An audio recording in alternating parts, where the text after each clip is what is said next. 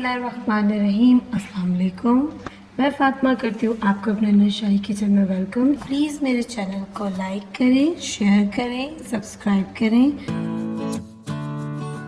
बिस्मिल्लाहिर्रहमानिर्रहीम। अस्सलाम वालेकुम। फ़ातिमा की नशाई किचन में वेलकम। तो आज हम बनाएंगे फ्रोज़न चपातियाँ। तो उसके लिए हम आटा गूँधेंगे।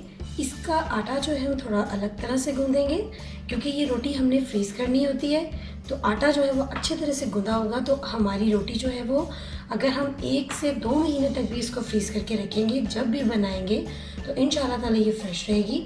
तो इसके लिए जो हमें इंग्रेडिएंट्स चाहिए, सबसे पहले मेरे पास ये 1 प्याली आटा है। इसी के साथ मेरे पास ये 2 चम्मच घी के हैं, ऑयल नहीं डालेंगे।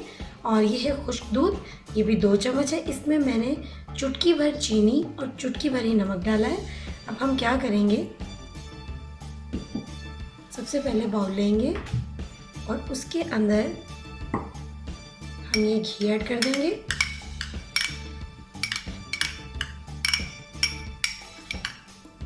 घी ऐड करने के बाद साथ ही हम खुश्क दूध का पाउडर डालेंगे। आप चाहे तो लिक्विड दूध भी इस्तेमाल कर सकते हैं। अब हम इसमें पानी डालेंगे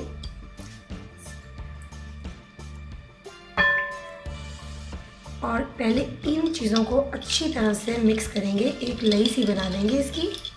तो बिस्मिल्लाहिर्रहमानिर्रहीम की बरकत के साथ देखिए हमने अपनी दूध, चीनी, नमक और जो पानी डाला था वो सारी चीज़ें इस तरह का एक यकजान लिक्विड बन गई है।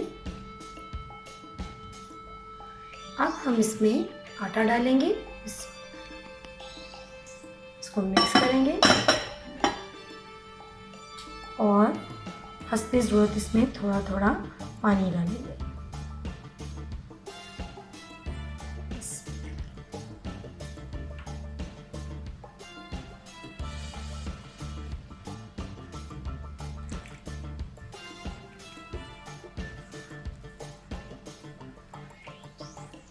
देखिए थोड़ा थोड़ा पानी डाल के हम इसको रेगुलर आटे की तरह ही गूँधेंगे, लेकिन बहुत अच्छी तरह से इसको गूँधेंगे। जितना हमारा आटा अच्छा गूँधा होगा उतनी हमारी रोटी ज़्यादा देर तक फ्रेश रहेगी। देखिए आटा हमारा जो बस वो गूँधने के पास पास है।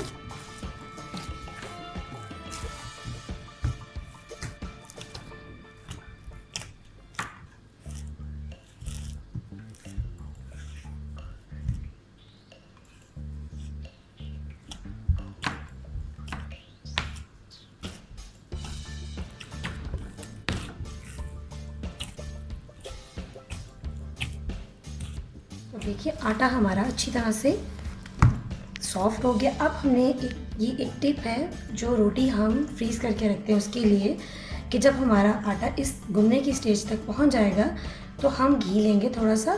जब मैंने 2 चम्मच आपको घी बोला था तो आप 2.5 चम्मच ले सकते हैं। ये घी हमने इसमें डाल दिया। अब इस घी को हम अच्छी तरह से इस आटे में मिक्स करेंगे।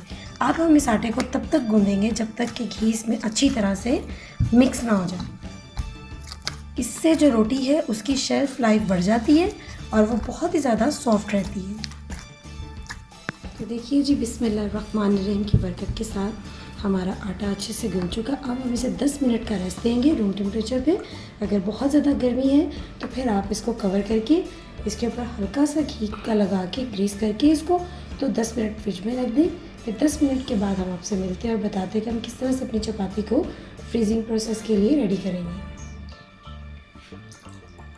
तो आटा हमारा गूँध गया, 10 मिनट हो चुके। अब हम क्या करेंगे, आप कोई भी प्लास्टिक का बैग ले लें, ये इस तरह से कोई आपके पास लिफाफा हो उसको ले लीजिए। तो उसको काट लें, जितना आपने रोटी का साइज़ रखना है उस हिसाब से आप उसको काट लें। ये देखिए मैंने इसको, ये आम बैग्स थे मेरे पास तो उनको मैंने काट के जो है वो इस तरह से रख लिया है। अब हम क्या करेंगे, रोटी बनाने के लिए हम अपनी जगह को ज़रा मैनेज करेंगे। ओके, तो अब सबसे पहले बिस्मिल्लाहिर्रहमानिर्रहीम की बरकत के साथ हम चपाती बनाने के लिए आटा लेंगे। और एक दूसरी टिप, जब भी आप रोटी को फ्रीज़ करने के लिए बनाएं तो उस पर कभी खुश्क आटा मत लगाएं, क्योंकि खुश्क आटा रोटी की नमी को ख़त्म करता है और ऊपर से हमने इसको फ्रीज़ करना होता है। मैं आपके सामने ये चपाती बनाऊंगी बग़ैर खुश्क आटा इस्तेमाल किए हुए। तो ये देखिए, खुश्क आटा इस्तेमाल नहीं करेंगे, आम रेगुलर तरीके से अपनी रोटी को हम बेलेंगे।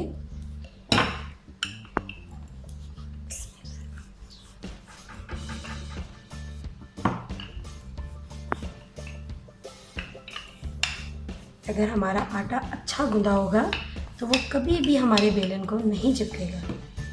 तो रोटी मैंने बेल ली। अब ये जो बैग मैंने काट के रखा था उसका एक हिस्सा मैं इस रोटी के ऊपर लगाऊंगी और इसको अच्छी तरह से इसके ऊपर चिपका लूँगी। हो गया ये। आप इसको पकड़ेंगे इसी तरह से इस पेपर के साथ साथ यूँ बिस्मिल्लाह बरकत के साथ। ये देखिए हमारी रोटी कितनी इजीली इस पेपर के ऊपर आ गई। अब इसको हल्का सा ग्रीस करेंगे और पेपर के ऊपर रखने के बाद हम इसको बेलन से थोड़ा और बेल लेंगे। रोटी को ज़्यादा पतला नहीं करेंगे, बस। अब हम दूसरा पेपर इसके ऊपर रखेंगे और इसको भी इसी तरह इसके ऊपर चिपका देंगे। तो देखिए जी, हमारी चपाती तैयार है फ्रीजिंग प्रोसेस के लिए। देखिए बिल्कुल, बस इसके ऊपर आप खुश्क आटा नहीं अप्लाई करेंगे। अगर आपको लगता है कि ये ज़्यादा मोटी है तो आप इसको इसी तरह से बेल सकते हैं और ये बड़े आराम से और स्मूथली जो है वो बेली जाएगी। अब इसको हम एक एयर टाइट बैग में डालेंगे और इसको फ्रीज़ कर देंगे। फिर मैं आपको निकाल के ये रोटी बना के दिखाऊंगी और इसकी फ्रेशनेस आपको, ये सुबह मैं रोटी निकालूंगी और आपके साथ फिर शेयर करूंगी। इसकी फ्रेशनेस भी दिखाऊंगी आपको कि माशाल्लाह से ये कितनी फ्रेश है। देखिए, इस तरह की कोई भी, अगर आपके पास जिप लॉक बैग नहीं है तो कोई ऐसा इशू नहीं है, आप इस तरह की प्लास्टिक की कोई भी थैली ले सकते हैं। ये देखिए, पहले इसको अच्छी तरह से ले लेंगे।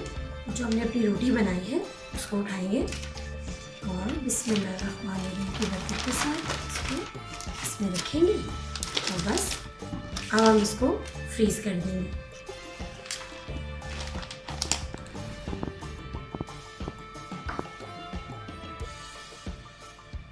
डेट हमने लिख दी। अब हम इसको अपने फ्रीज़र में रखेंगे।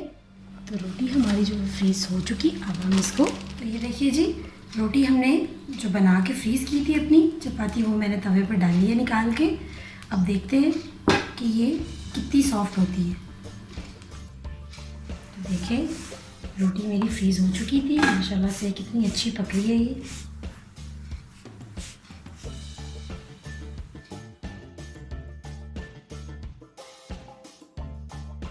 बिस्मिल्लाहिर्रहमानिर्रहीम की बरकत के साथ देखिए हमारी चपाती तैयार हो चुकी है और ये इतनी सॉफ्ट है। देखें, तो देखिए चपाती हमारी किस कदर सॉफ्ट बनी है।